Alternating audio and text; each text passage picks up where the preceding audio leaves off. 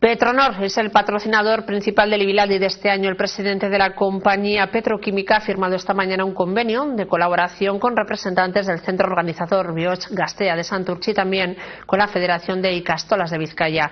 Confluyen en esta fusión el apoyo al euskera y la mejora de la oferta educativa en la comarca, valores que encajan con la responsabilidad social de la empresa.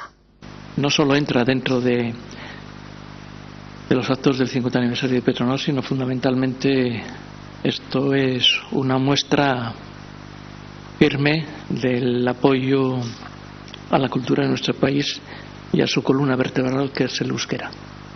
Y en consecuencia, para Petronor, que se celebre el Ibilaldi en Santurtzi significa un día importante porque se asocia la margen izquierda también al euskera.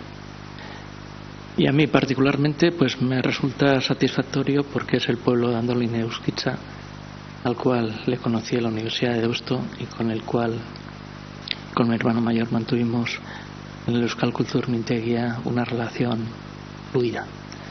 Animar a todo el mundo a que participe en la fiesta del domingo. Creo que tenemos asegurado el buen tiempo y seguiremos avanzando y seguiremos consolidando aún más el proyecto de Ikastola y el desarrollo de la lengua. Desde Ibilaldi Elkartea simplemente agradecer, simplemente y enormemente agradecer la colaboración a Petronor y además a todas las demás instituciones y entidades que nos apoyan en nuestra labor de difundir el euskera y la labor que hacen las ikastolas en Vizcaya.